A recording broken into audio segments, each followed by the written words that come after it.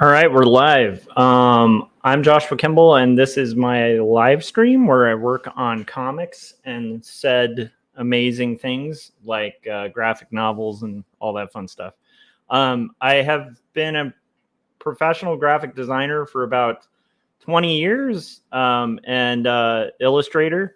And then I've been a professional art director for about the last 8 years. And when I'm not art directing or doing graphic design and illustration, I am working on these crazy graphic novels that are usually like my interests are kind of like more literary graphic novels. And so I've just recently released Jacob's Apartment, which is a story about the sorts of things that can cause you to question even the strongest of faith. And this is available from Graphic Mundi right now. It's kind of like if you took Eternal Sunshine for the Spotless Mind and Ghost World and put them in a blender. If you like the flavor of that, you'd probably enjoy this. It's a book that talks about coming of age story, and it's got a love story in it, a doomed romance, and it also interweaves dreams and reality and talks about the ghosts of our childhood that follow us into adulthood. Frank's in the chats and said, "Hi, Josh. How's it going, Frank? How you doing?" And then we've also got Two Stories, which is my graphic novel about faith and mental illness. And it's hand lettered, hand inked, and 100 and something pages of comics that basically deal with my journey dealing with depression and trying to destigmatize conversations about mental health. So that's my two books. And now I'm going to be working on today this book called Not Death But Love, The Strange Supernatural Story of Elizabeth Barrett Browning. It's a historical fiction graphic novel that the script was written by my sister about the Brownings and some really interesting stuff, particularly with Elizabeth Barrett Browning and her journey into kind of getting heavily into spiritualism. And Frank said, "Those are your two stories?" Yeah, yeah, they're my two stories. One of which is two stories. That's I don't know what I'll do when I have three out. But anyhow, so I'm working on this, and today we're on page 25 of this historical fiction book. Basically, so far in the story, and this is for West Margin Publishing too. But so far in the story, I've illustrated the beginning where we're kind of introduced to Elizabeth Barrett Browning's brother who dies at sea. Boat capsizes, doesn't really explain why, which is actually intentional.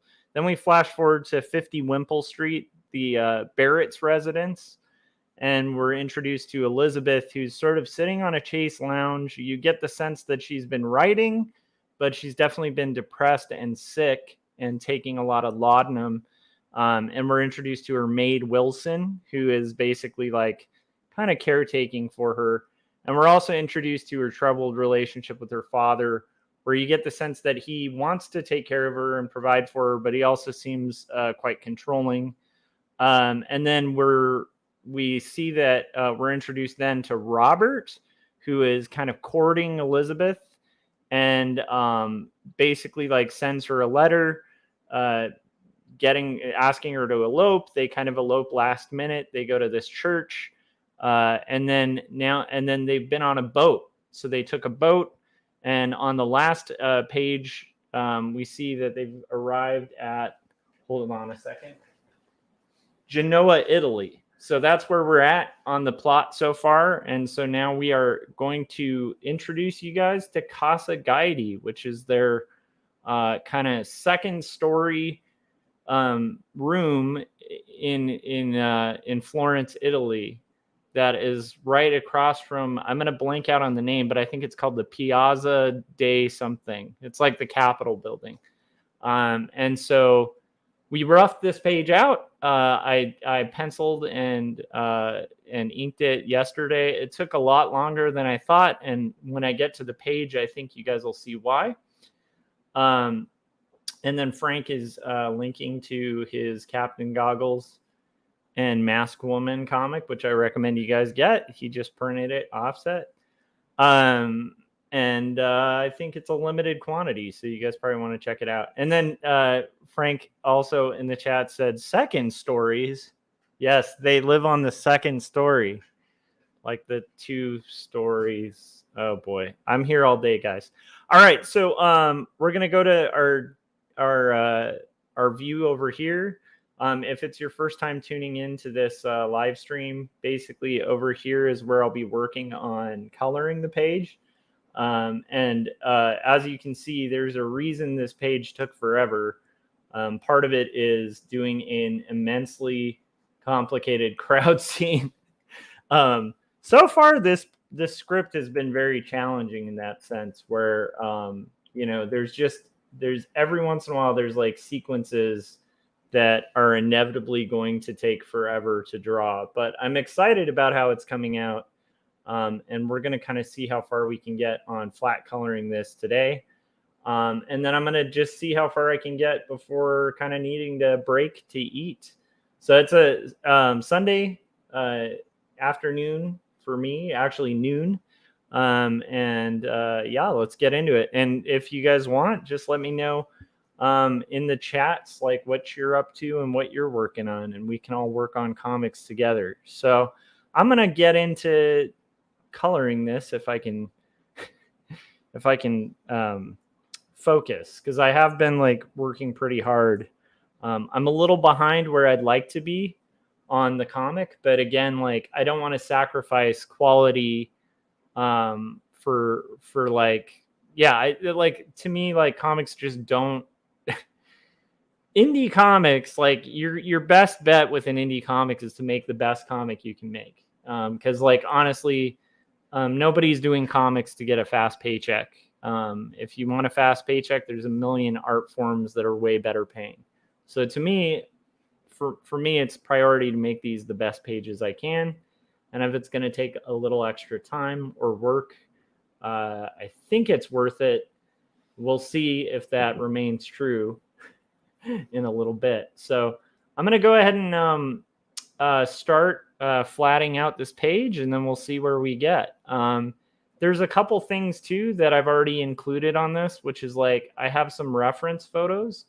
So that's the room. That's a little rough reference of like some of the color palettes I'll probably be pulling from for the crowd scene. There's this, which is going to be like my reference color palette for the piazza. And then this is like the room, like the window view. And this is kind of a rough idea. At least this will give me some rough ideas for color. So I have those all pulled up. Let's get into it. First, I'm going to kind of just try to, I think I'm going to have to take this one panel at a time. We'll kind of see. We'll see how well it goes. But the first thing I like to do before I go in and like pick out different panels and stuff like that is just to go in and make a generic flat for everything. So we're going to do select, modify, expand. And this is just like flat colors that will kind of follow all over the place. There's a spot here too that I want to make sure I'm selecting, and then we'll get into it. Philip said, I'm working on cleaning up my apartment. That's a good thing. It's not a bad thing to work on.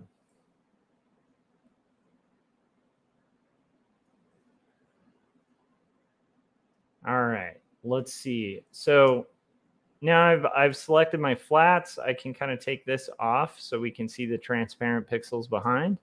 And if we did that correctly, it should kind of show, yeah, I think we're okay. The one thing I'm also going to do is probably make a layer under this that'll consolidate eventually. First, I'm going to call this flats. And then I'll probably make another layer that's going to be just areas of white that weren't selected.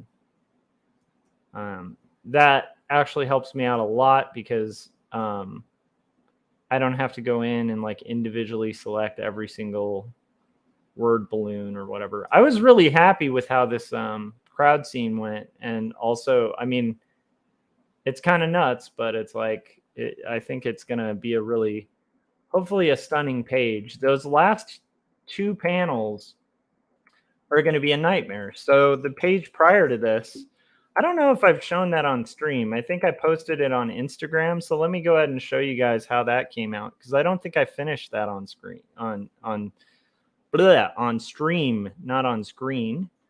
Although technically I am streaming on a screen, so there's that. But yeah, I was really happy with how this page came out. I ended up finishing the flats. This panel took forever, but I think it was worth it. So it's things like that where we're doing like a full landscape of Genoa, Italy, and now we're doing a crowd scene with like 5 million people that are making this take an incredibly long amount of time. I know that actually I should keep that pulled up because I might need that for color reference. There's a few things that I like from this, but she's going to be wearing a basically like she's got her nightgown, and then under her nightgown or over her nightgown she has like a shawl kind of thing. But I remember from the references we found that were kind of accurate to the period. These are the lighting. Okay. Those colors were kind of white. So she's wearing white on white, which should be kind of cool. And I can just kind of start plugging in color.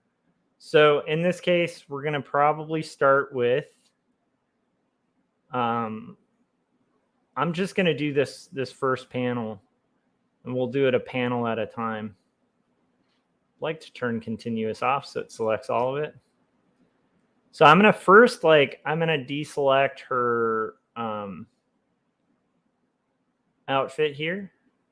This is a rather romantic scene too. They've finally, you have to realize, like, Elizabeth, it's revealed on the ship through dialogue between Wilson and Robert that we find out that Elizabeth's brother died at sea and nobody knows why the boat went down. And she's just been on a long boat ride. And so obviously, being a person who's already sick and is, I think a journey at that time was pretty intense. So she was like incredibly sick and not feeling great. Prior to that, she's like kind of held almost like slightly hostage at her parents' house. And so this is like the first time that they've had like a moment of calm and been able to have like a wedding night kind of thing, which is kind of like insane. So yeah, let's see how this goes.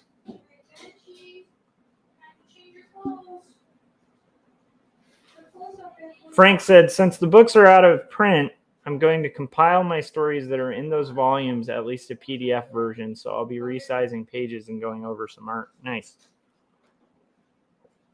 All right, so we're going to pull some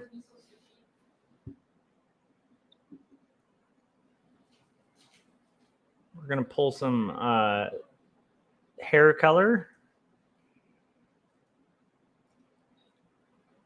And quite often when I'm working on panels, I'll kind of work holistically. Like I'll take away all the different, I'll work on like every single panel at once. But I think in this scenario, it just makes the most sense because these panels are so different from each other to kind of like do it singularly and then kind of work from there.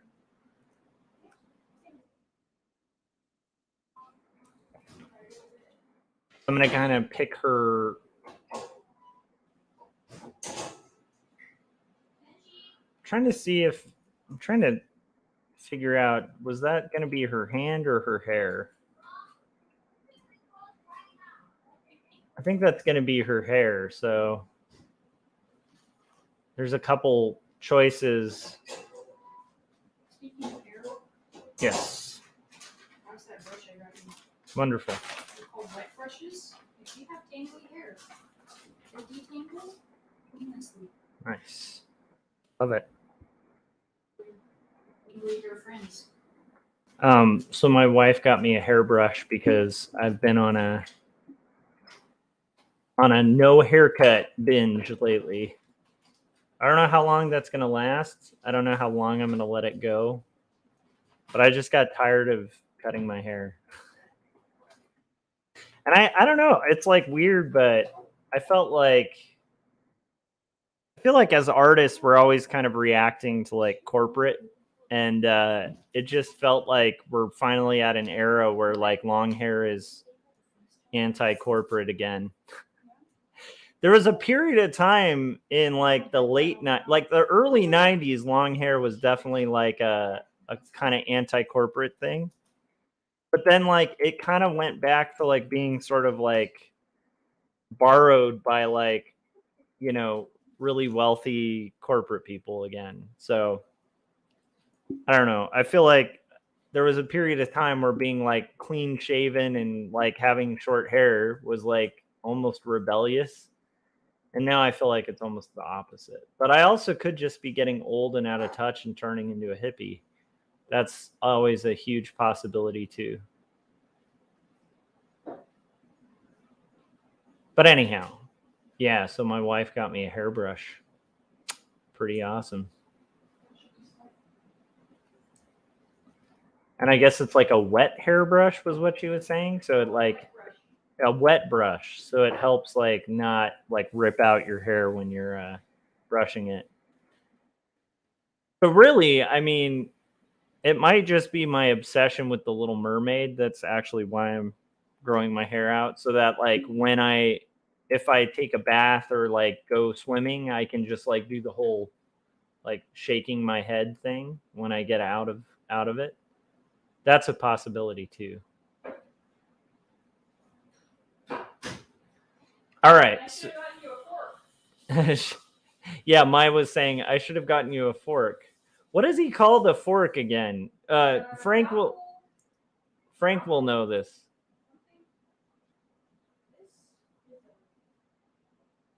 I can't remember what.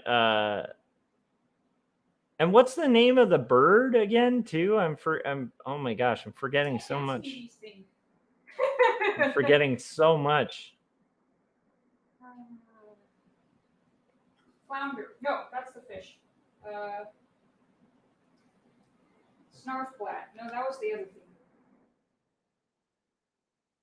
thing. Frank said, "You hippies." I want to say doppelganger, but it's not a doppelganger. I kind of want. So, like the weird thing about men's. What did he call it? He called it a something flat or something. Oh well. No. A snarflat. No, that's the. My wife is trying to remember what it was called. The fork. I could probably Google this, but the problem is a dingle hopper. That's it. Okay, dingle hopper. So my wife could have gotten me a dingle hopper and just Scully. Yeah. His name was Scully. No, it wasn't Scully. Scuttle. There we go. Scuttle was the bird. Yeah, you guys, we're doing Little Mermaid trivia. So exciting times. Oh, and then Frank in the chats, like clockwork, was like, Scuttle is a seagull and a fork is a dingle hopper. Thank you. And somewhere out Gold there... Star. Gold star to you. Yes, you win a gold star, sir. The necklace that they have the voice in the show.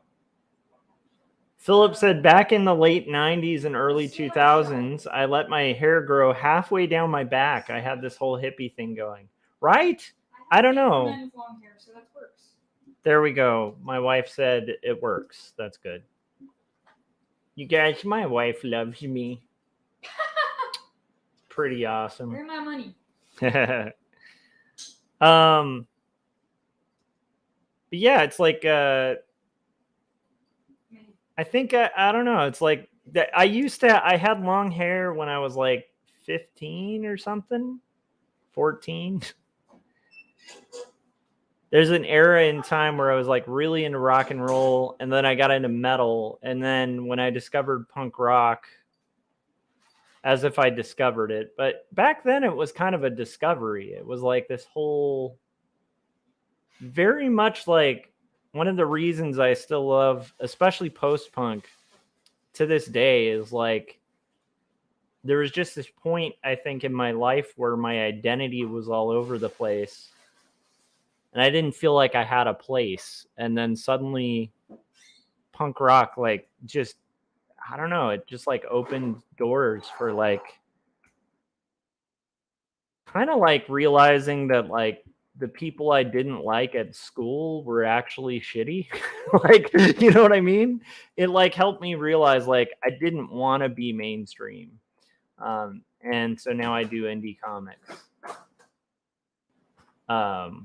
Flash forward like 30 years. But anyhow, so I have this like very fond connection to it, but I still have that like rock and roll loving hippie inside of me too. Which like the old punk rock version of me would have been absolutely disgusted by. I'm kidding. I think anybody who's okay, so let's see here. Sorry. My brain is all over the place, guys. It is Sunday morning. I have been drawing like a madman. There's like a shell pink. This is the interesting thing. This interior is really fascinating. It's like shell pink. So I'm trying to think of a way to. That's a hard tone to get. It's kind of like salmon. Just Google the Photoshop digits for shell pink. That's how I do my colors. Oh, it's cool. I'm good. I got it. I got this. I'm just trying to think of a way to do it where we have the shell pink. You know what? I'll handle the shell pink in a second because it would be the wrong move right now. Yeah, it's very shellfish. I need to also pull the color of the dog. I forgot about that. Because we got a dog here that has a specific tone that's asleep. So here we go. We got our dog. Listen to this rad like 8-bit music. I don't know if you guys can hear it. My son is like playing some kind of game that has some just straight up awesome 8-bit sound effects. I just took those ones off because I have pee. And then we've got. Oh, right. Forgot to put on my socks. Yeah, actually, Philip's got a good point. What was the snarf black? Gary Hodges joined us and said, hello, gents. Hello, Gary Hodges. I had a really great conversation yesterday about death with Mr. Gary Hodges. And I believe it was a good conversation. I always feel weird. I don't know if you guys have this, and I realize like people might have this with art casters. I don't know, you know. It's kind of surreal to think that people might have that with art casters, but anyhow, I get mildly intimidated whenever I'm on a show, even a friend's show. Like luckily I know Gary pretty well, so I don't have it as much, you know.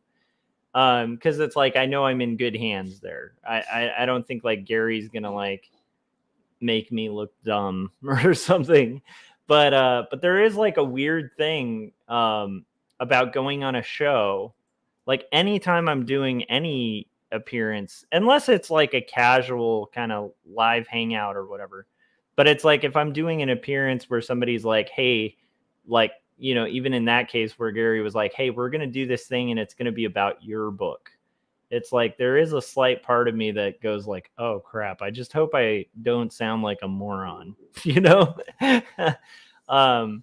And honestly, like I think it was a really good conversation. But it's funny, I always have this moment afterwards where I'm like, did I sound okay on there? It's hard to tell. It's really hard to tell. And then usually I did okay. But it is a funny thing where it's like I don't get it as bad as I did like before I had been on anything. But I still get that like mildly, you know. I don't know if you guys get that as well.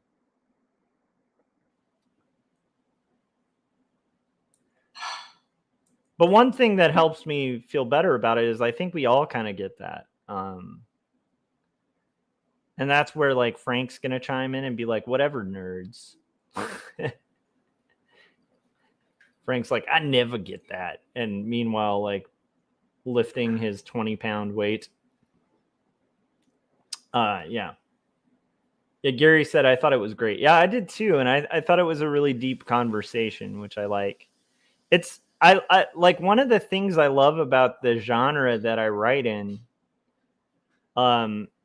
is that it always opens up these like incredibly vulnerable conversations, which is kind of fun because it's like it almost like gives you permission to talk about the things you're not supposed to talk about. And I kind of think that's awesome. Like Bruno. Sorry.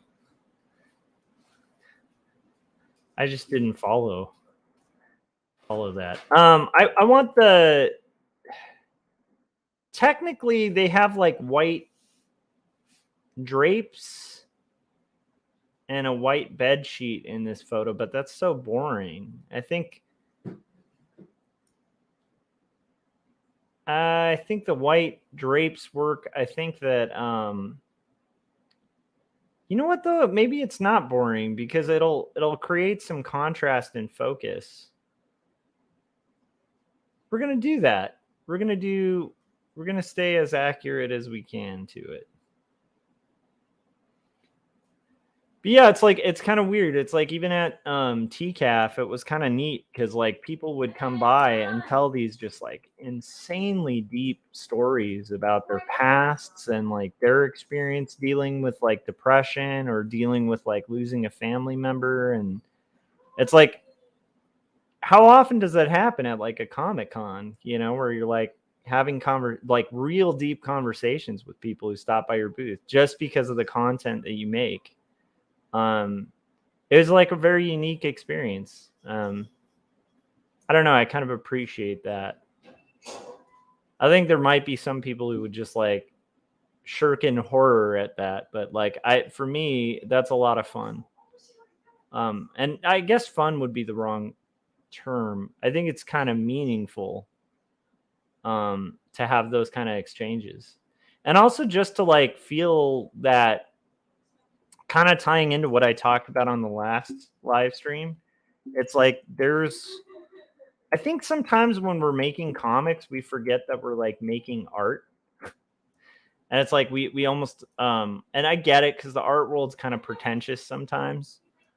But I feel like it's important for us to remember like we are making art, you know, like we're artists and like art can be moving. Like it doesn't have to be, but it can be. And that's pretty cool. So when you're done, hurry, okay?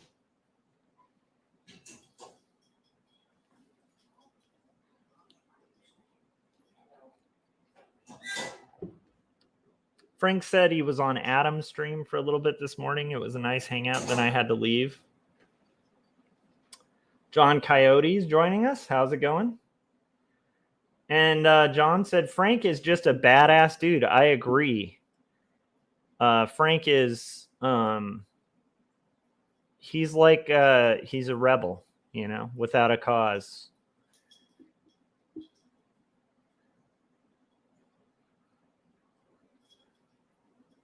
I feel like, you know, you have like icons of like Westerns, you know, like you have like John Wayne, and then right next to John Wayne is, what's his name? I'm blanking out on his name. Who's the giant guy? The go ahead and make my day guy. This is where, like, if Jeff Lafferty is watching this stream because he's done portraits of this guy, he's going to be like, I knew Josh was a sissy. Because it's like I actually am blanking out on the most iconic guy's name. And I know Jeff's, like, painted him. So let me know in the chats and go ahead and feel free to chastise me for forgetting. Clint Eastwood, thank you. Thank you. Now that I've lost every subscriber to my channel because I don't know who Clint Eastwood is. That would be funny if that was the reaction, where it's just like instant, like unsubscribe, like everybody's comments are just like unsubscribe. Yeah, the power to the house goes out.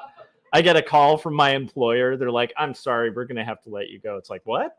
Clint Eastwood? Really?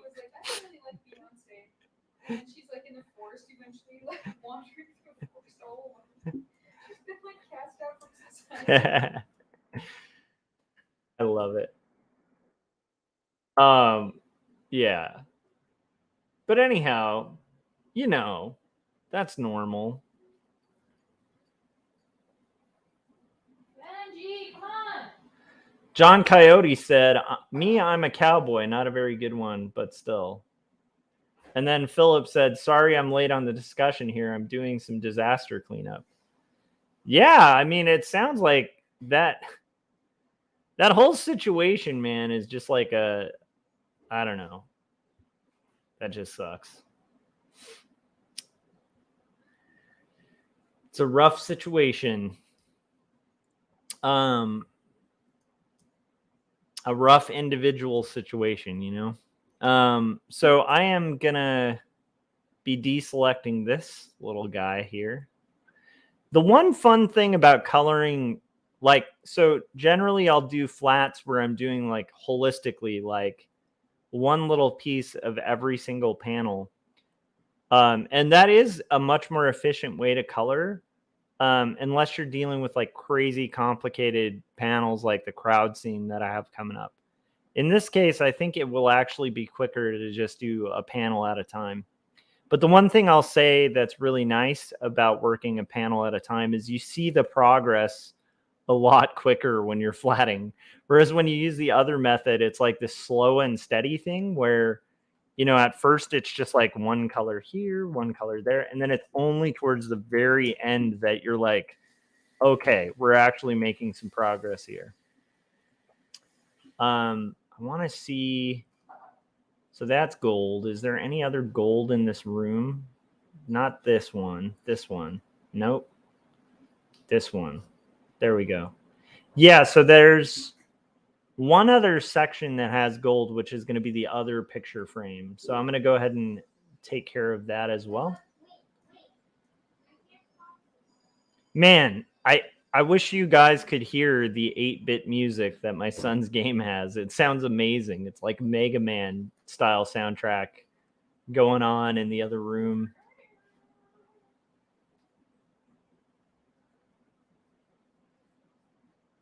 All right, so, but it's probably good you guys can't hear it because I'm guessing that would be like a copyright strike or something. Frank said Clint Eastwood was in Back to the Future 3. Well, I don't know. Was Clint Eastwood actually in it? I think that it was just, you know, well, I guess they showed a clip of a Clint Eastwood movie there, and then Marty kind of mimics it. So I guess technically, yeah, you're right. He is in it. I kind of forgot like the scene where he says, go ahead, make my day. Yeah. Because it does the whole thing with the poncho, like the whole poncho bit. Yeah, and then he said, and then Frank said, Marty uses his name exactly when he goes back in time. I just forgot that they actually show the clip, I think, of that.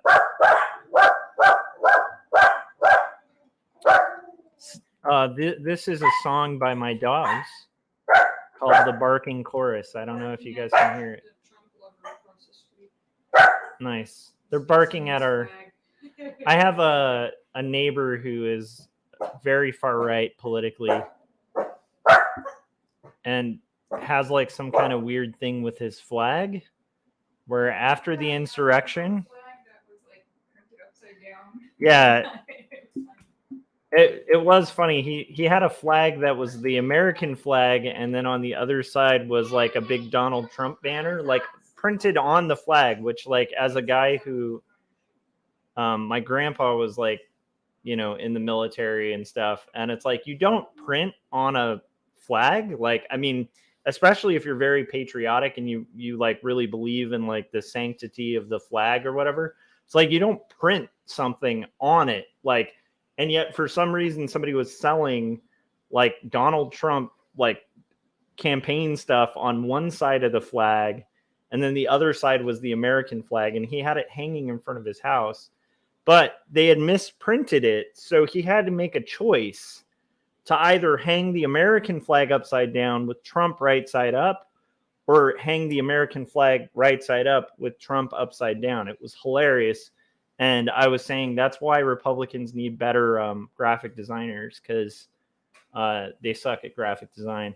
Sorry if I offend anyone who's a Republican, but I'm just saying, get better designers.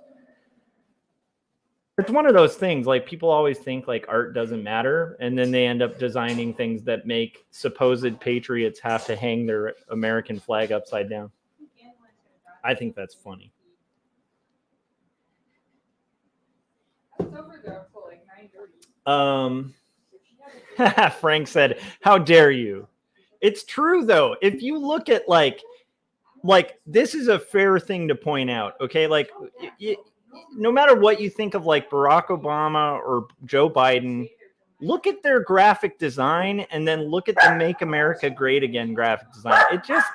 It's night and day. Like Republicans need to, if they want to aesthetically appeal to more artists, like get better artists, like pay designers. Like, what is that? Like it's like Courier or something. It's the ugliest logo I've ever seen is the MAGA hat. I mean, I'm just saying, just do better design. That's all I'm saying.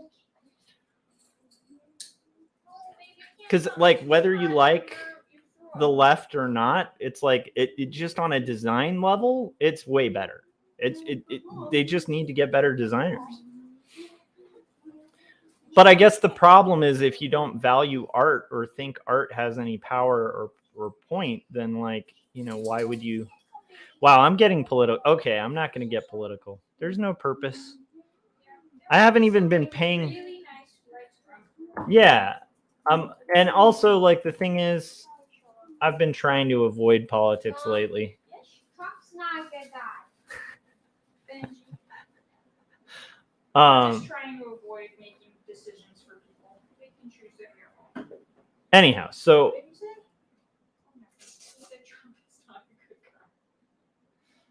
well, Frank was saying, oh, the type. Yeah, I thought you meant Republicans suck at graphic design. I'm not saying all Republicans suck at graphic design. I'm just saying that the Republican Party should invest in paying graphic designers because they tend to have really crappy design.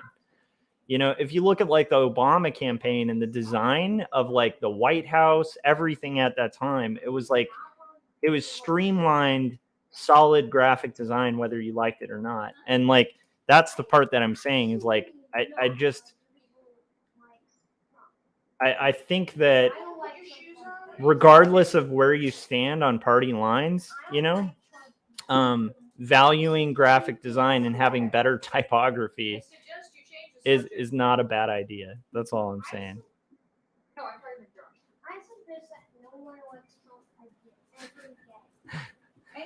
Anyhow, so we're going to talk about something else now. Yeah, Frank said, I like the Obama Hope poster. It's become iconic. Yeah, well, I mean, that was Shepard Fairey, you know. And I think that was commissioned by the campaign. So I'm just saying, like, you know, value graphic design. It's weird, too, because I don't, like, the weird thing is, like, I'm not, I don't know if that's always been the case. like with graphic design, I feel like lately it's almost like an anti-art thing or something, where it's just become like eagles and like bad typefaces, and I don't know,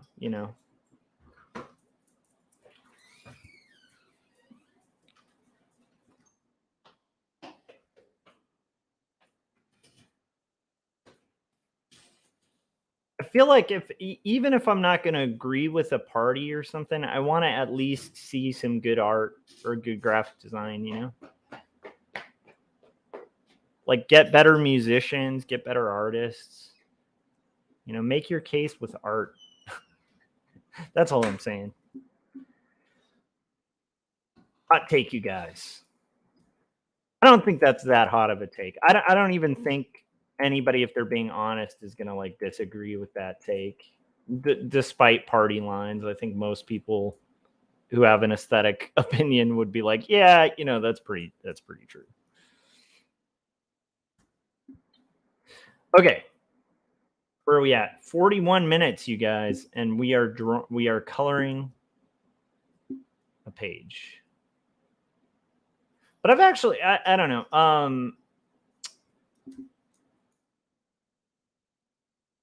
Okay. It's going to be a red floor. Got my pug down here checking on me. How's it going, bud? Do you guys want to see my pug? I could pull him up so you could see him in a second.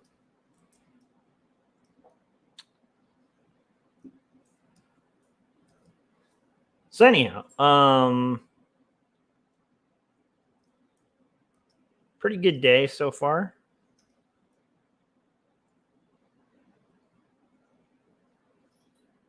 Yeah, Philip's just chiming in on the Back to the Future 3 thing, where he was saying, yeah, the city becomes Eastwood Falls. Exactly.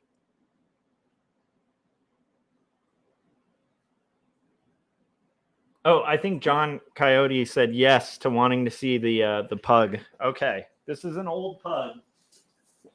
Here he is. Do you see this pug? He's pretty cute.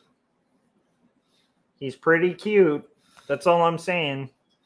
He's a grandpa, but he's pretty cute. Now I got to put him down or his brother's going to get all jealous. So have fun, bud.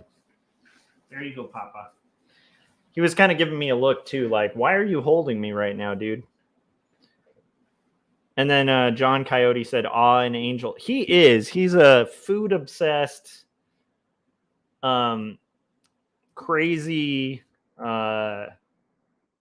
adorable pug of a pug. He's like both the worst and best dog. He's actually mentioned in 2 stories too.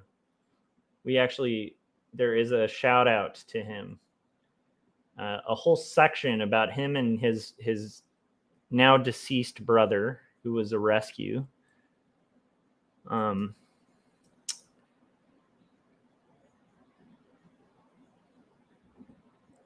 But yeah, my wife and I have been pug people for a long time. And it's weird because I remember in college I had a professor who I thought was just strange for having a pug. This is like pre getting sold on the pug thing. Because I just always thought, like, before you own a pug, I think most people will have these moments where it's like, before you own a pug, you go to somebody's house where they have a pug and you hear all this snorking and snoring, and you're like, how do they deal with just this dog that's like snoring and snorking all the time? And then you own a pug and you start realizing like it's very comforting. Like CK, his name is CK Dexter Haven. And that's named after Philadelphia Story. It's like a shout out to that movie, which is an incredible movie. And if you guys haven't seen it, you should. That's probably one of the funniest and best movies ever made.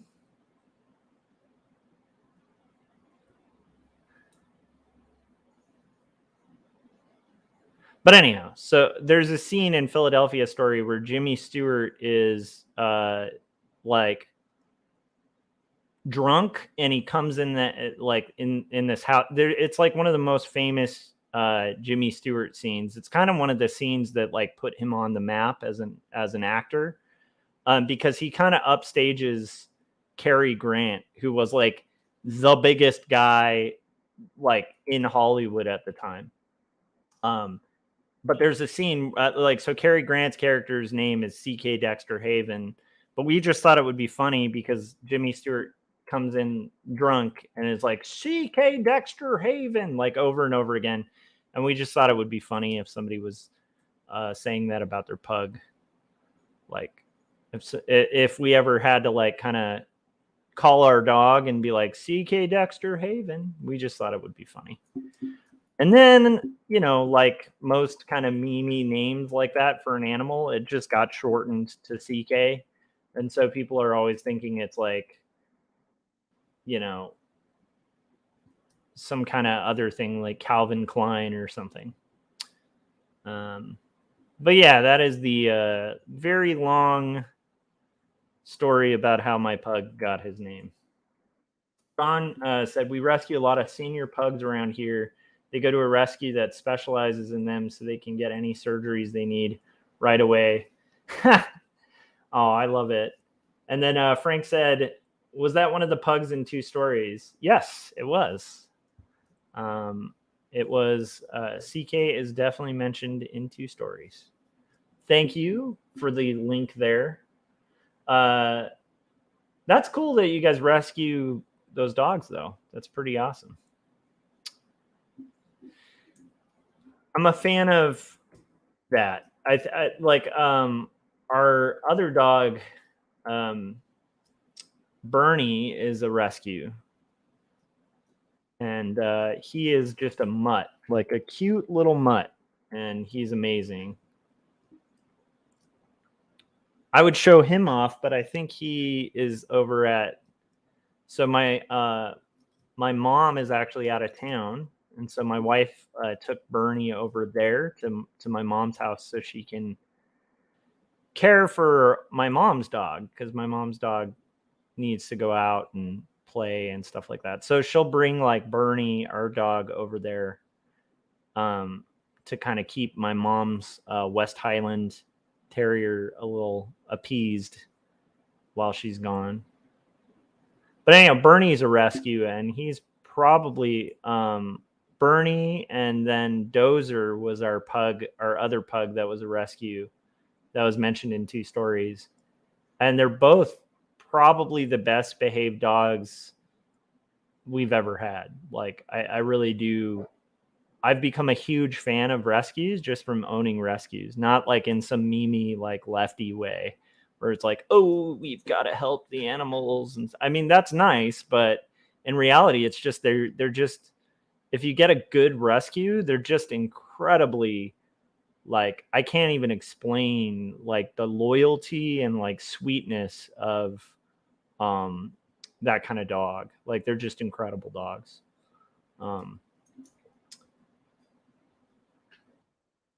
Yeah, and then John Coyote said, I have 2 special needs cats. They are wonderful and funky fellows. That's awesome. Man, Frank is rocking the modding. He's linked to my my music and my books and all that stuff in the chats, which is pretty awesome. Thank you, Frank. So we're getting there. We're kind of like historically rebuilding a room. I have to say that's one of the most fun things about this book is like, it feels like it feels a little bit like we're recreating history. And I like that. And I also love the fact that like the script paid a ton of attention to the actual letters of the Brownings. And so pretty much like the whole plot is derived from the letters. And so when you're reading this book, like, it's going to be an interesting, I can't wait till we finish it to also hear people's feedback, because I think that it's going to be one of those books where people are going to look at things in the plot and just be like, oh, that's crazy, that didn't actually happen. And then they'll look it up and be like, holy crap, like that actually happened. Like the majority of the plot is like that, where it's just like some really far out there stuff that, you know, you would just think, well, that I mean, if that had happened, like somebody would have written about it. And it's like, yeah, that's why we're writing about it, because it's really good stuff. But then like the stuff that's fictionalized is more just like filling in the blanks where like the record was empty. So there's a couple like story points we have to kind of fill in. But like the majority of this book is just like to a T, based on the actual history. And so it's been fun kind of working on these pages, because it almost feels like we're singing an unsung story from history. And so I'm really excited about that. I just can't wait till we get into the, like, because again, like the territory we're covering in the first like 20 something pages of the graphic novel is like somewhat well trodden territory. And then it gets into the good stuff. So I feel like we need to do, yeah, that lamp too. It's going to be a brighter room though. I kind of like that too, because we've been in these dark rooms throughout the majority of this. John Coyote said, those are the best stories, aren't they? Yeah. Yeah, they are. Also said, I do want the big bed. Yeah, I think like the Victorian beds are really rad.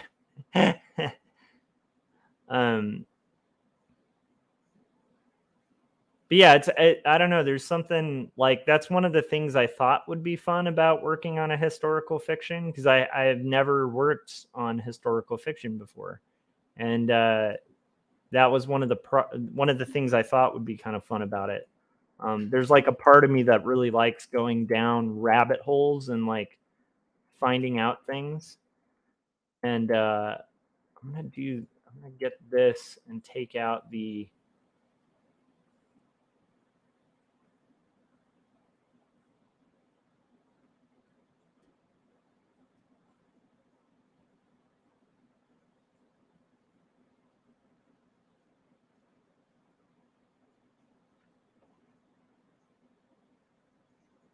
Let's try like a 550, like maybe a 15. See if that works.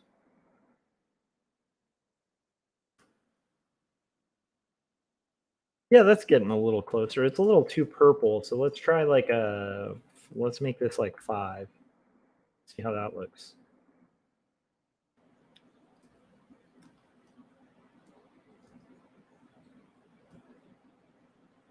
Kind of liking that, but I want a little more shell in there, so maybe like this will be 15.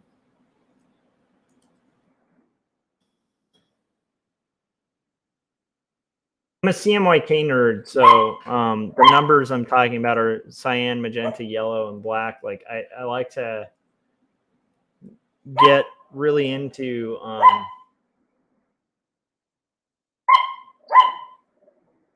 the actual CMYK numbers. That dog you hear barking in the background is my sister-in-law's dog, which is a crazy Chihuahua, and that dog is insane, but also really sweet.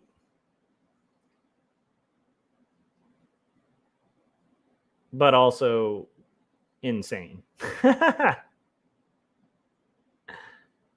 it like I never fully understood Ren and Stimpy, and Ren being like just having so many anger management issues until owning a Chihuahua, and then I was like, oh yeah, I mean, Ren being a Chihuahua is just a perfect decision they made on that show, because holy moly, they are,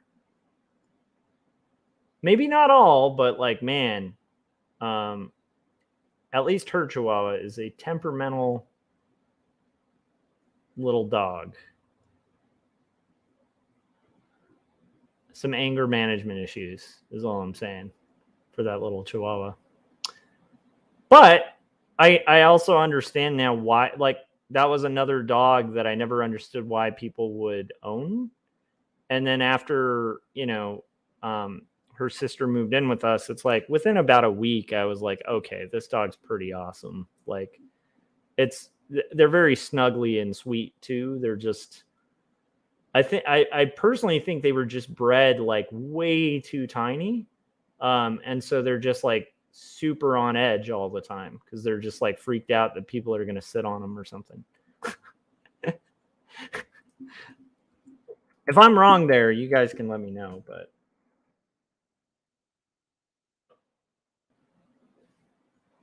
yeah, John said, aren't most Chihuahuas? They're like, it's like a husky, but small for sure.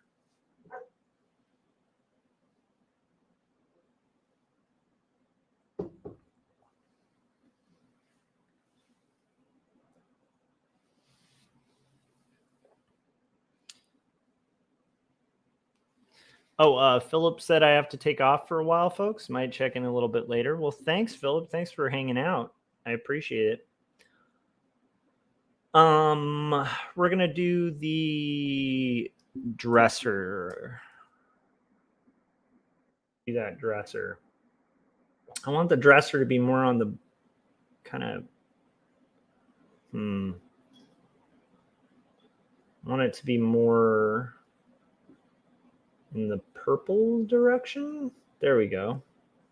And then we'll kind of do some desaturation. I don't know if that's actually the right direction to go there.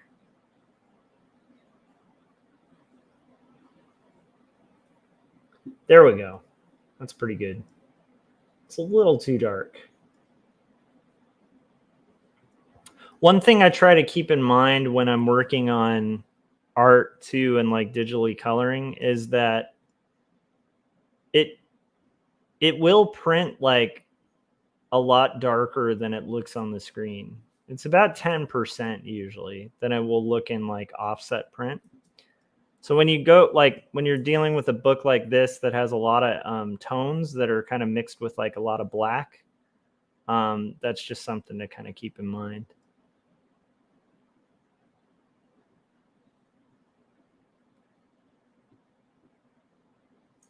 And I think we're going to do the piano, but that's going to be more of a redder hue. A redder. I think redder is not a word. That's okay.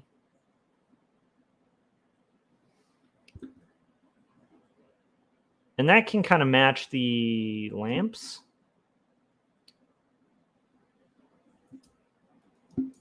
And then we're going to have that match the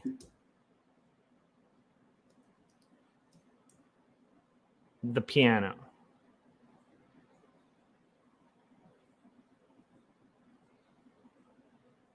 Which I think this is I don't know pianos very well. I'm a musician, kind of. I'm like not a great musician, but I play guitar and bass and stuff like that. But I know about as little as there is to know about pianos. But I'm pretty sure what they have there must be, I think that's a baby grand, because I think a grand piano is like far larger than that. If you guys know pianos, you can let me know, but pretty sure that wouldn't be a full grand. I think a baby grand is like the kind of the typical version of a grand piano somebody would have in like a flat on their second story, on their 2 stories. Oh my gosh, what just happened with the, there we go. We're going to do,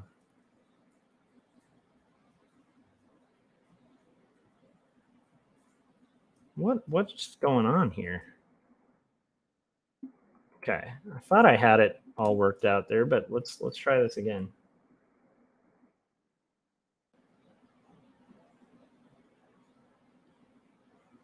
was going to go with this more yellowy color.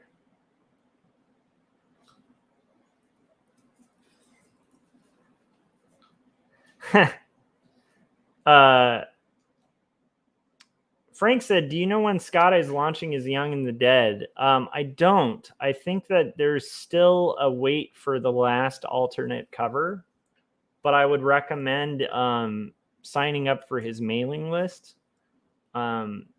And I definitely will be mentioning it like quite a bit on my live streams as well, because I definitely want Scott to fund. I'm going to look real quick at the references that I have in, I have a bunch saved for Casa Guidi. I just want to see if there's any shot where we see the roof a little bit in that room, because it's like kind of a yellow, like sorry, not yellow. It's like a pink wall, but like in the bedroom. But I'm wondering if we see the roof at all. So I feel like the roof might be a different color, although it probably is the same pink. Huh. I might even look online real quick. Like, what is the color of their bedroom ceiling? Because a lot of Casa Guidi has like white roofs, but I'm not sure about the bedroom. And most of Casa Guidi's interior is actually like this mint green, which is pretty rad.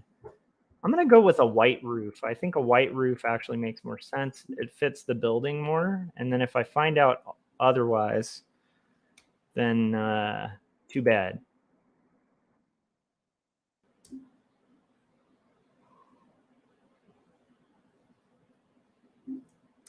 Whew, we're getting there. Now we're going to do our red floor, and then I might have to alternate that pink a little more so it gets more in that shell lighter area.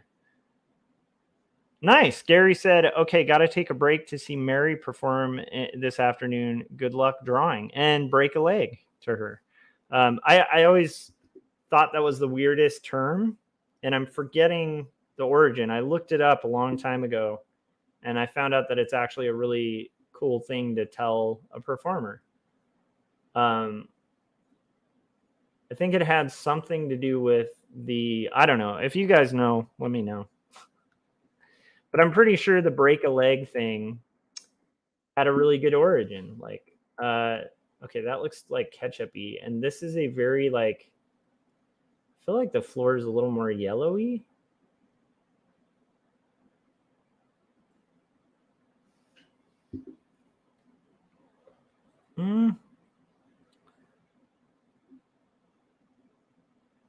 But anyhow, I remember going down a rabbit hole and looking up break a leg, and it turned out to have like some very thespian roots.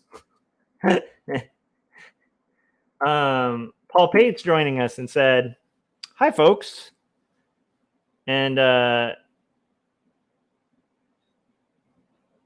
Frank said, say hi to Mary for me. And Gary said, no. And then Paul Pate said, the floor is lava, which is true. They do kind of have like a lava colored floor.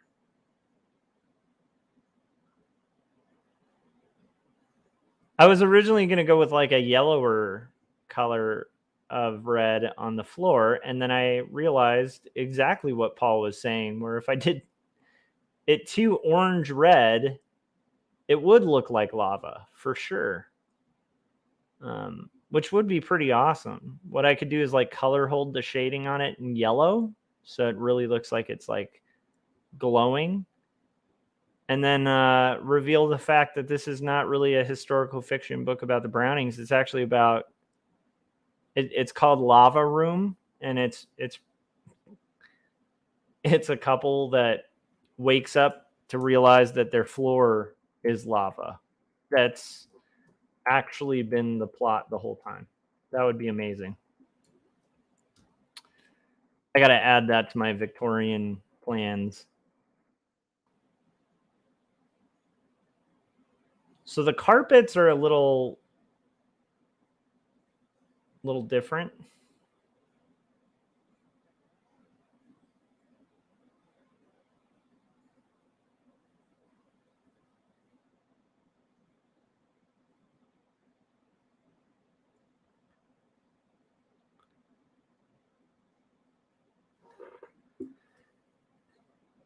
And I think the pink that I've used here needs to adjust just a little bit.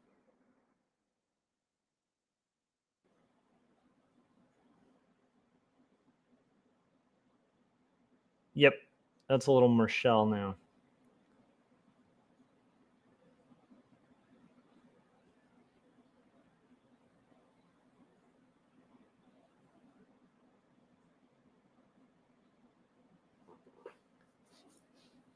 Yeah, the actual title of this is going to be called Lava Games.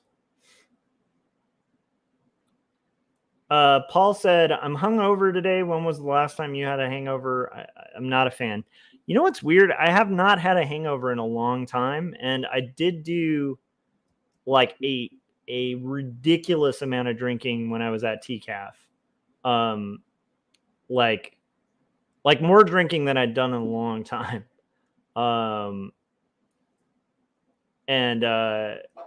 Yeah, I didn't really get hungover. I think it depends on what I drink. I don't know. Like I wish I could figure out what the magic thing is, but it's been a long time since I've been hungover.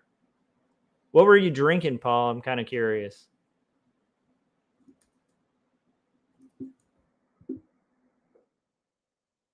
Wouldn't it be funny if the answer Paul gave was just like, dude, I was drinking water and I was hydrating so much. Like I am just super hungover now from my hydration. And that's it. It was just water. No alcohol at all. Okay. So this is going to be just a mild change here. I want to do, I think these were kind of like gray in areas. So we're going to kind of go there. And then I think this is a very strange colored room. But then again, it's Victorian times. You know what? I hate to say it, even if the roof is supposed to be white, it just aesthetically looks super distracting. It just looks super distracting having it be white up there. It's just, I like the composition cutting that way, but like I think it's just going to have to go to like a pink. And it might even have to be like a almost like, no, we'll keep it the same pink. It's like I definitely didn't want it being too distracting.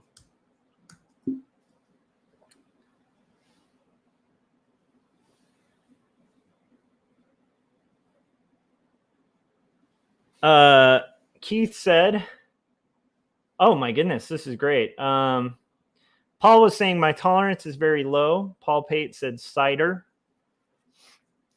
Let me just put it this way. I think, well, I probably shouldn't get into it. I'll just say we ran up a pretty big bill at the bar at TCAF, like a very big bill. And I didn't get hungover, and I was surprised I didn't get hungover. Like it was not a tiny amount of drinking. But like for me, it's like it like if I did like something like tequila, I'm done. Like I can't do specific drinks. Tequila destroys my soul, and my it definitely leaves me hungover. But like beer and like whiskey, like it treats me so nice.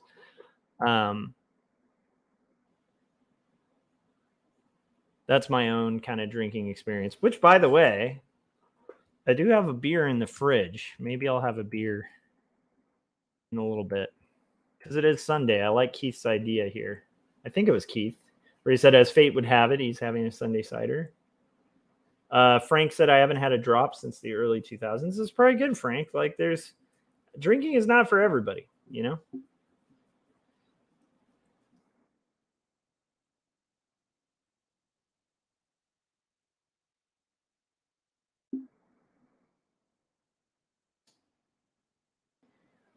Okay. This is the weirdest color palette ever, but I think it needs to be.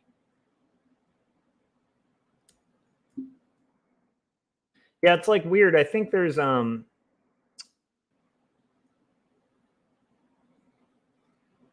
it's kind of like that with a lot of things where it's like I know people who can kind of casually have a cigarette, whereas like for me, I just got super addicted. And so like, yeah, it's like I just can't like casually smoke because like I will just like that's it for me, you know? Whereas like with drinking, it's like I could literally go like a year without a drink and be like, meh, okay, you know, and like, or tomorrow just drink a crap load and have fun. And it's not like something that got its hooks into me, you know? Whereas I do think my point is, I think that can happen though. I think like different people are wired different ways and like different things will kind of get their tendrils into you, you know? I don't know if that makes sense. This is the weirdest color palette. I'm not used to working with pink, you know?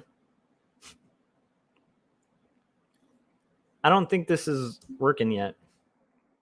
Still don't like that tone.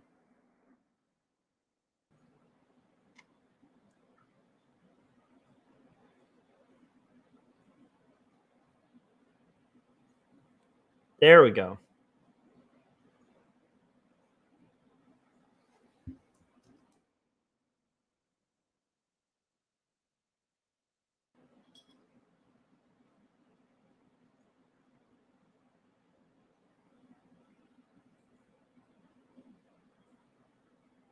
There we go. Panel 1 done.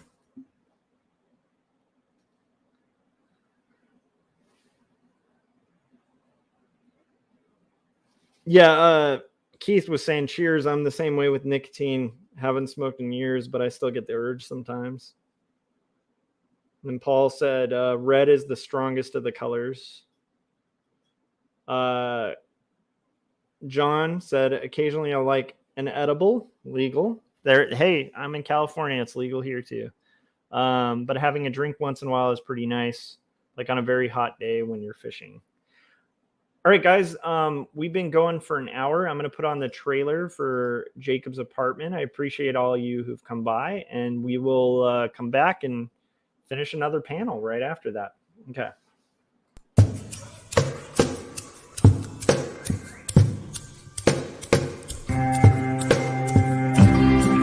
Speak clearly, it seems that only in dreams can these things we've seen and walk around breathing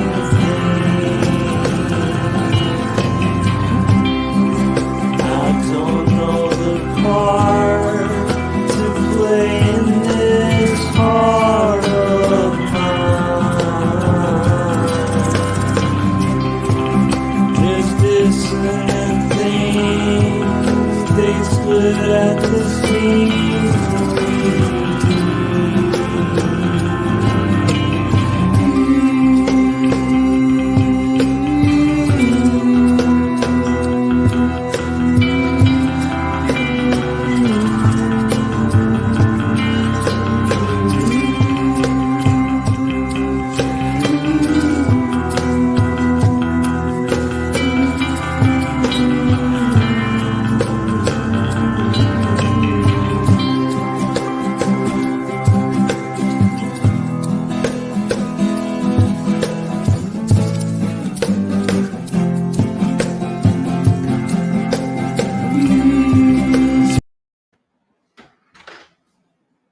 Sweet.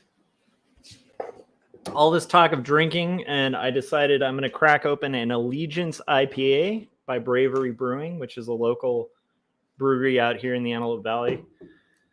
Why the hell not? It's Sunday. So, yeah. Then I'll get back to my coffee.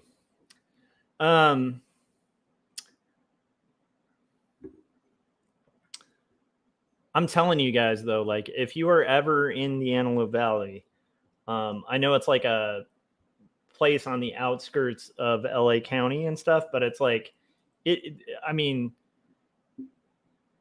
I kid you not, like it is one of the best breweries, especially for like IPAs. Just excellent brewery. I think it's co-owned, or it was owned by the guy, the drill sergeant in Full Metal Jacket. I believe he was like the co-owner of it.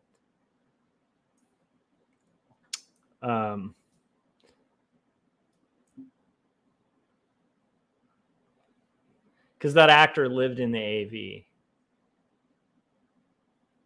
So it's got like kind of like a plane hangar theme and stuff like that. Like atmospherically, it's not my favorite place.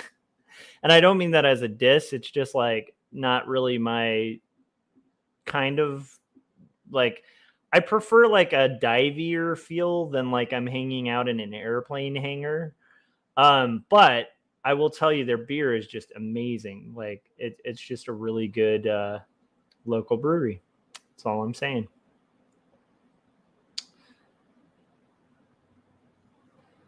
All right, so what do we have here? That was a sloppy selection on my part there. I'll have to clean that up in a second.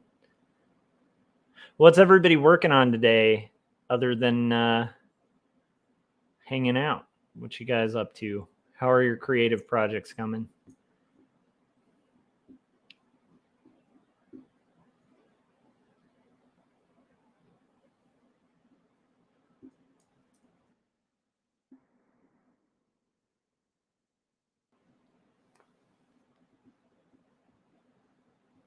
Paul said, I got a jet. All right, have a good night. Or I'm exhausted. Have a good day. And then Frank said, Paul showing off that he just bought a jet. Ronnie said, awesome.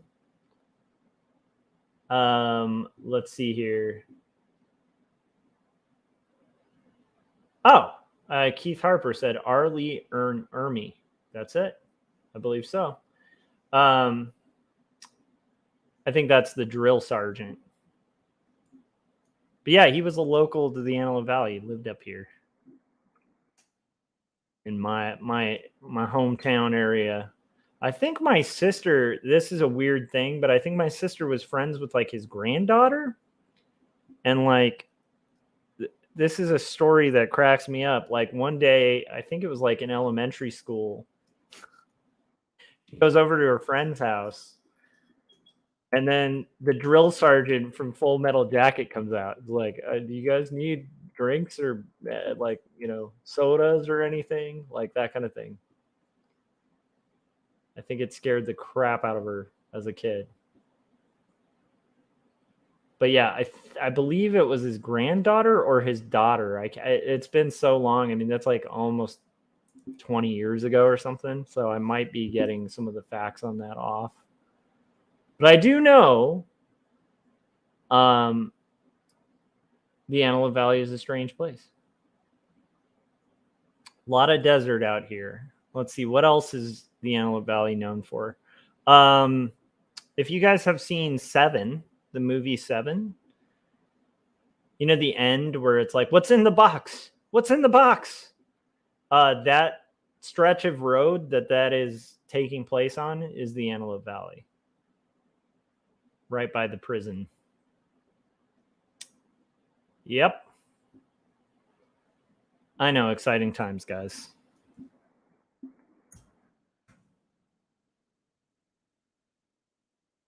What else is the Antelope Valley known for?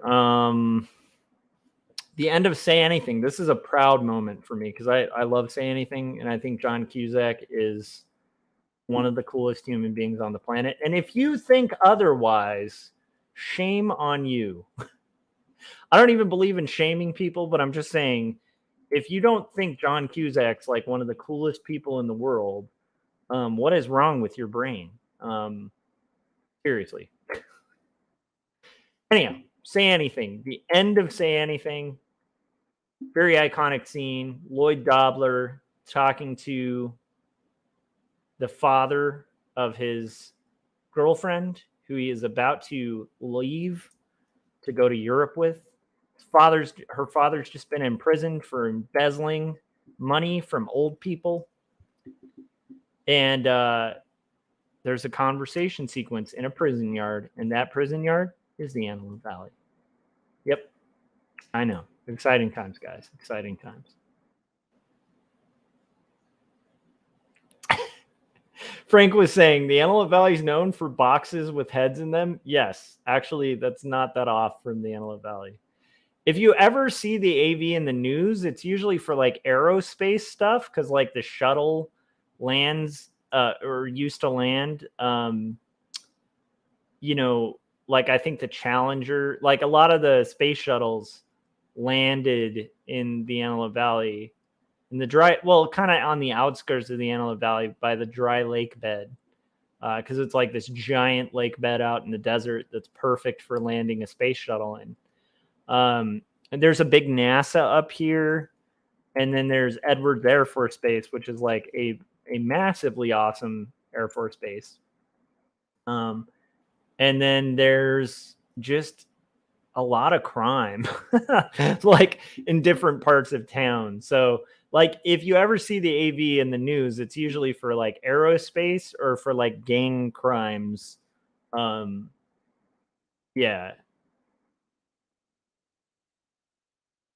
Trying to think of positive stuff we get in the news for. But I remember even when I used to live in Oregon, like I'd just see like an article where it'd be like, man stabbed to death in movie theater, and it'd be like in the Antelope Valley. Like the Antelope Valley is not, it's not like it's a war, zone or anything, but it's just like we don't get in the news for a ton of things. But there are like a ton of movies filmed out here and TV shows. A lot of seasons of like Buffy the Vampire Slayer had like fight scenes and stuff filmed out here because there's Kill Bill, the church in Kill Bill. That's the Antelope Valley. It says it's Texas, but it's actually the Antelope Valley. So yeah, it's an interesting area. But I like it,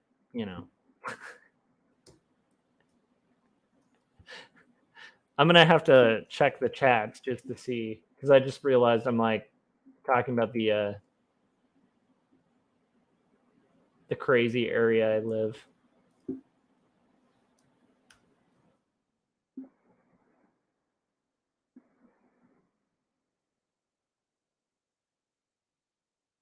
Our local representative, let's see, we got it in the news because Katie Hill, she was the first Democrat elected here in like years, and then she like slept with like a staffer, and so she resigned, and then she was replaced, and I'm blanking out on the guy's name, but he's like this guy who's like his whole campaign was just kind of like, I'm a jet pilot, you should elect me.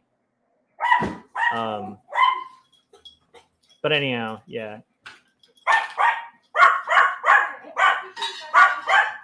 Let's see here.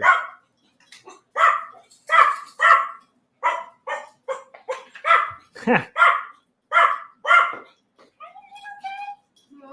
can you bring an iPad into my room, please? Yeah. I can't do it myself. Oh, okay. I got you.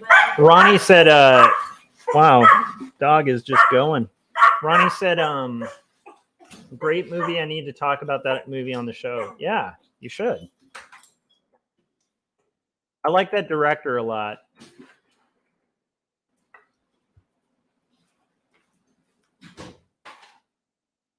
I like Fight Club a lot too, but I feel like a lot of people who like Fight Club kind of got the wrong message from Fight Club.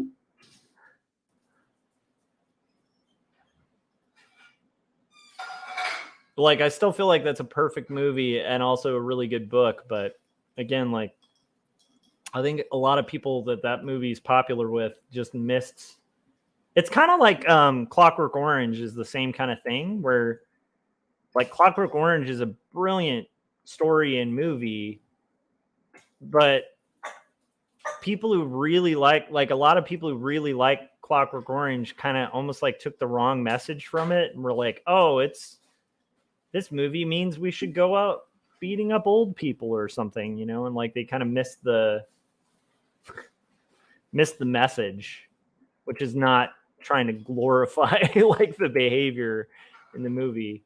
I honestly, the movie more than the book kind of does miss the point a little bit with Clockwork Orange, but my point is, like, it's hard to say you like Clockwork Orange sometimes as a movie because there's just a whole group of people that have kind of ruined it. Like, they just missed the whole purpose and message of it.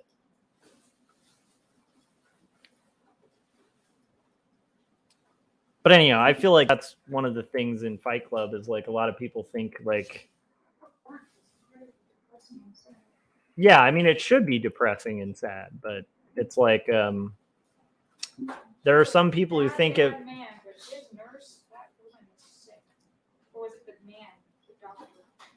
Have like a disgusting psychiatrist. Hold on a second. We got something got thrown off here. I gotta fix it. Did this somehow get altered? Oh, wait. Well, let's do that color fill real quick and then fix.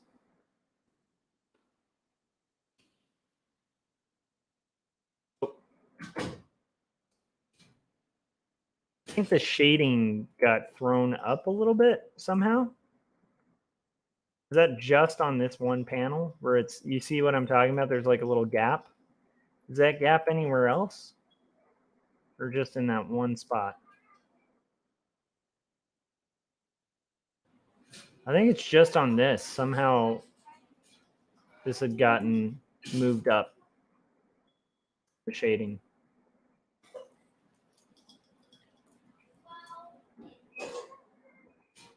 Moving it back down. There we go. If you do eat it, it's good for you.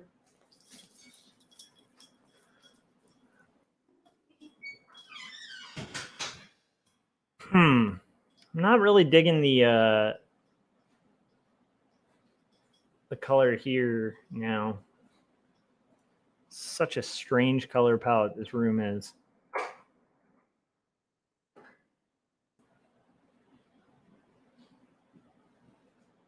I mean, that happened with The Matrix too, you know, like if you think about it, like there was a whole group of people who took like totally the wrong message from that movie, you know?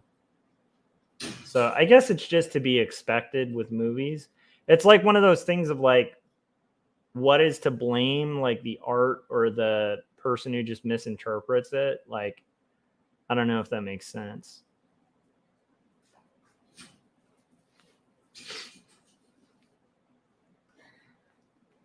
John said, that sounds like my province's capital city. Somebody's always getting stabbed. Yeah, that sounds like sections of the AV. Frank said, what's your opinion on digital comics? Wave of the future or death of print? I think neither. I think that digital comics fill a niche, and it's not my niche. It's not my...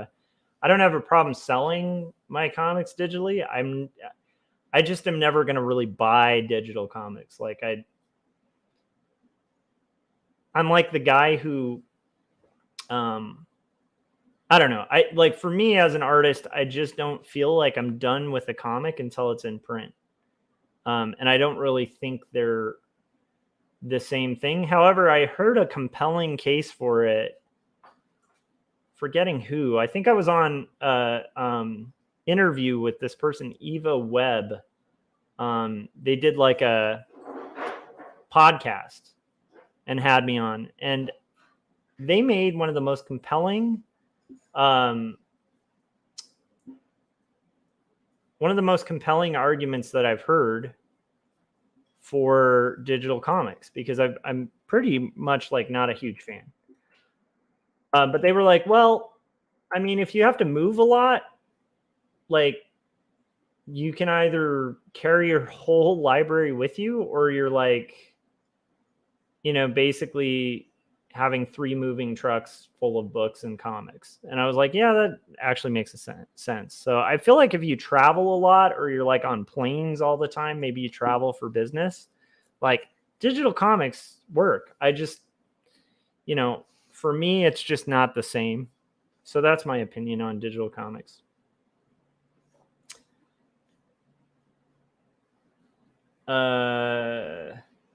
Frank said people started fight clubs after that movie. And then Ronnie said, we don't talk about Fight Club, rule number 1. Exactly. And then Frank also said, people took the wrong point from Children of the Corn. You know, I wouldn't be surprised if there's probably a group of people who misunderstood Children of the Corn.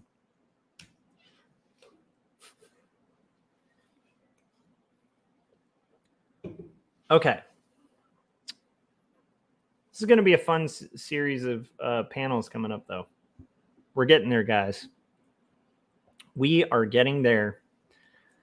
I guess I just don't do a lot of pink color palettes usually. I just got to get cozy with it. It's okay. Let's rock some pink color palettes.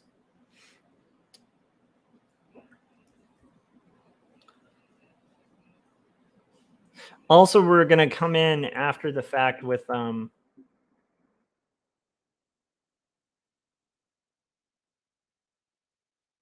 white to render it as well.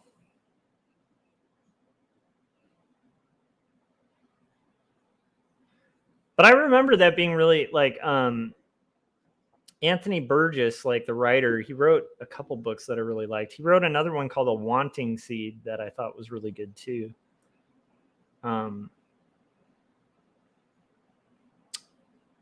But it's an interesting series because it wasn't meant to glorify violence. Like that's the whole, like, it's like the antithesis of what the story was about. But I think there's a lot of people who like, you know, like the whole ye old ultra violence part of Clockwork Orange and just took that and didn't, like, they just ignored the entire message about that. So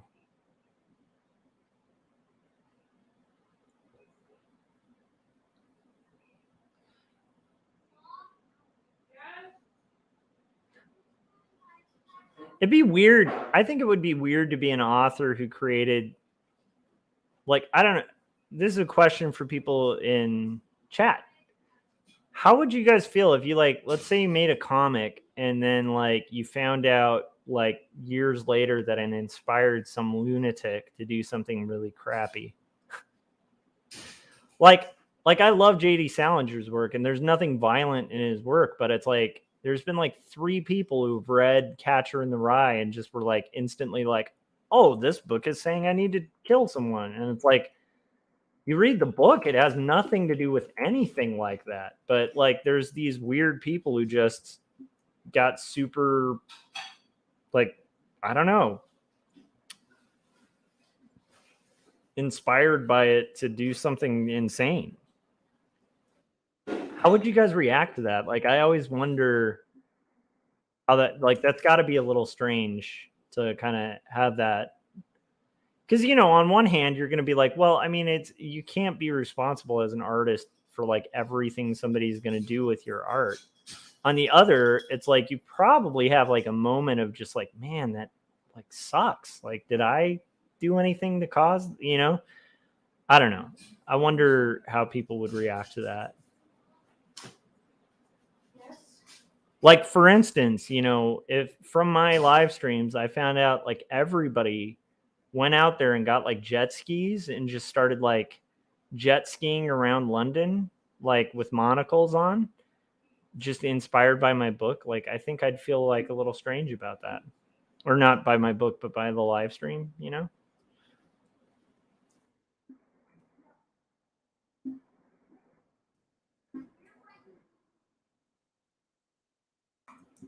Yeah, I think Keith is dead on where he said those people would fixate on something else regardless. I agree. I tend to think it's the society, not the art. And generally, art is going to be like the voice of the current society. They kind of feed each other. I don't think you can solely, blame art for like the state of a society. I think you can look at art to kind of document where society is at.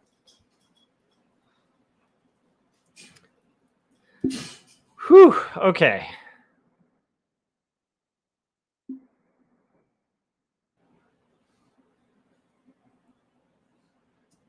I mean, there were like a bunch of people who hated comics in the 40s, like a whole group of. If you guys are ever curious, you should check out The 10-Cent Plague. It's a really good book. I don't know if you guys have read it. It kind of documents like the whole history of the banning of comic books at the inception of comics.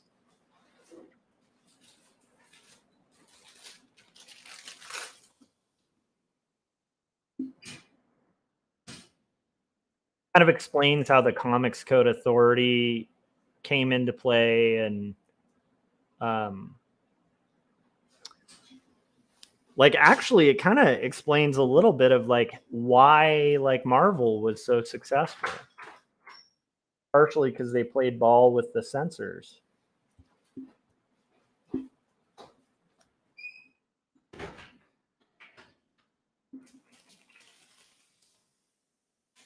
But it is interesting, is all I'm saying. I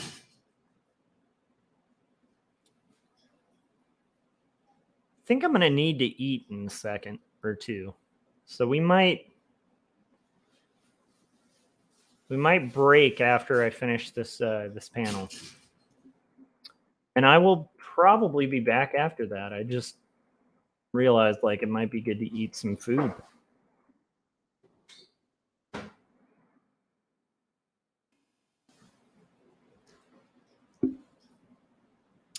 Kind of want this back up here.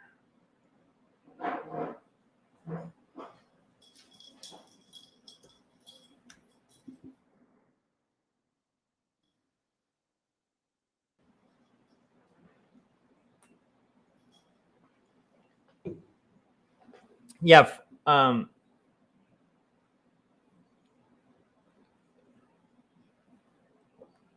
Keith was talking about like just making a PDF and not knowing what to charge for it. Well, I think like a digital comic, you probably, frankly, shouldn't charge as much as you're charging for a print comic.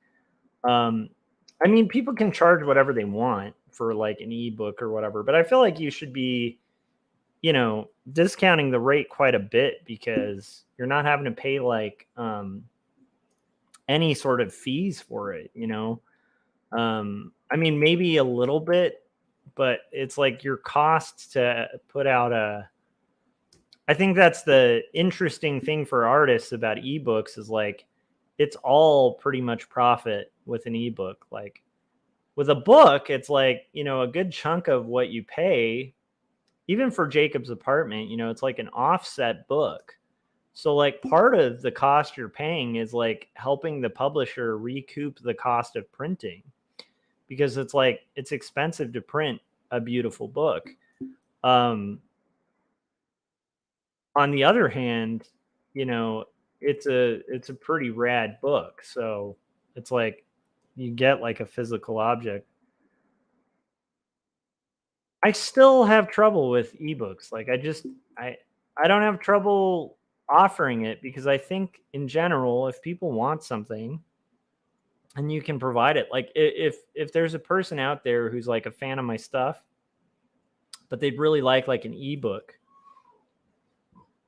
I'd prefer to have that offered to them than not, But it's tough because it's like if somebody asked me like with 2 stories or something, you can buy that as a digital book, but it's like if somebody asked me like, what did you design this for? It's like it was designed for print. It wasn't made to be digital.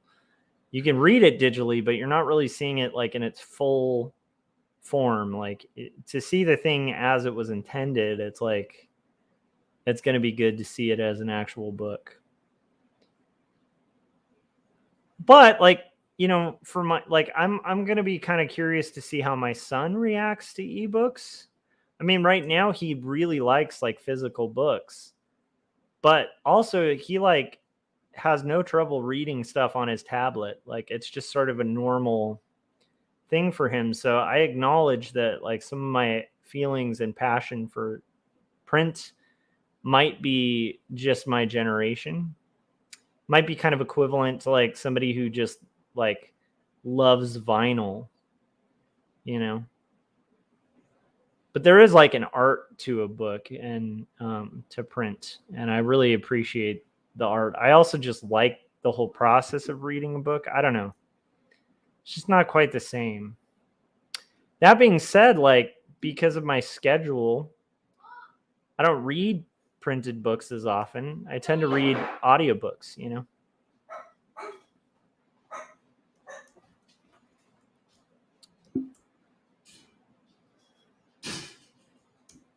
So we're getting there, guys.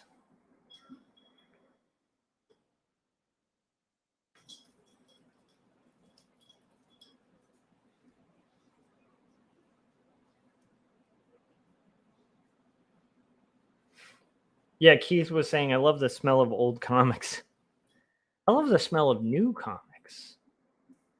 There is a smell when like a book just comes off the press. It's like one of the best smells in the world to me is like when you open, like when I get like a publisher sends me the print copy of a book, like Jacob's Apartment. I opened that up and was just like, ah, like it's such a good smell. Like ink and paper. But no, I think I know what you're talking about, Keith, because there's a smell in like a comic shop that has like older issues. It's kind of weird. It's like there is a really nice vibe to that. And what's weird is I don't know if it's really nice. Like it might actually just be like the smell of like molding paper or something, but it's like I absolutely do have like a nostalgic attachment to the smell of old comics for sure. For sure. In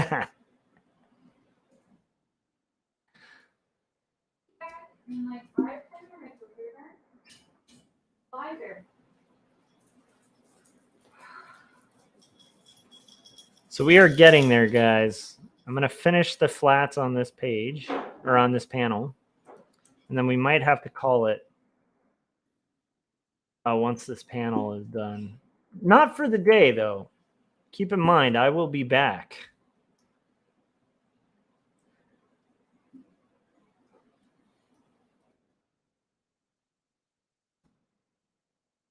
I do want to say, like, while I'm once I have kind of headed off to lunch, if you guys are hanging out and doing art, I really encourage you guys to check out Gary Hodges on YouTube.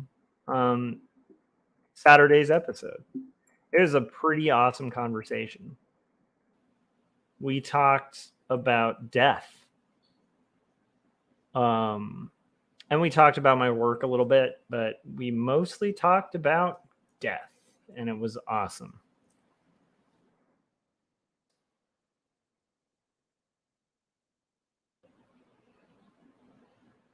It feels pretty metal to say that, like, I was on this show and we talked about death.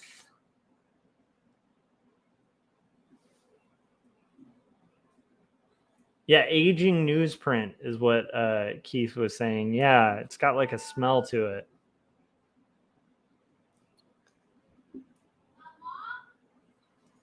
I don't know if you guys have seen Power Comics, the channel, but I encourage you guys to check that out too.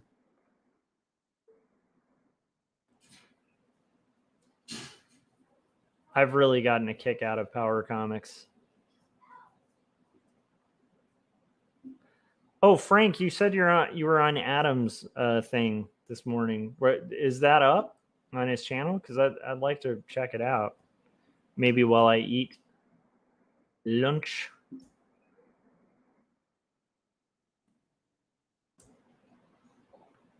Oh, this is going to look pretty cool when we add the, because there's going to be a little bit of light. I want these pages to feel much brighter than the previous ones.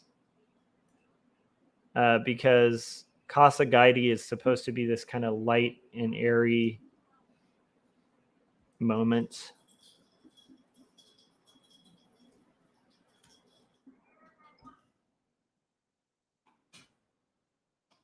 And now I'm going to make the other panels that I haven't finished yet. Those are going to go to full magenta. And I'm going to call the stream because I need to eat some food. So thank you guys for hanging out with me and checking out the stream. And I will be back probably on my channel, I'd say in about like 20 or 30 minutes. Microchips in the spores.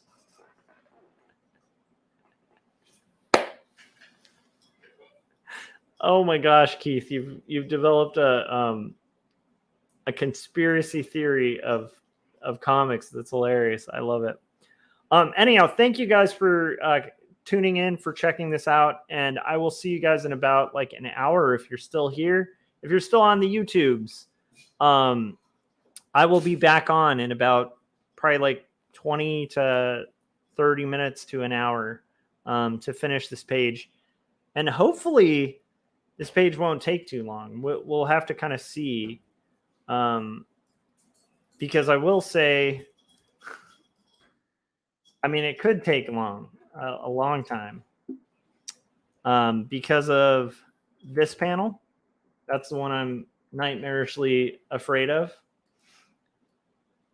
And Frank, is that? Let me know in the chats. Is that the link to the stream that you guys did? Because if so, I want to copy it before I close out.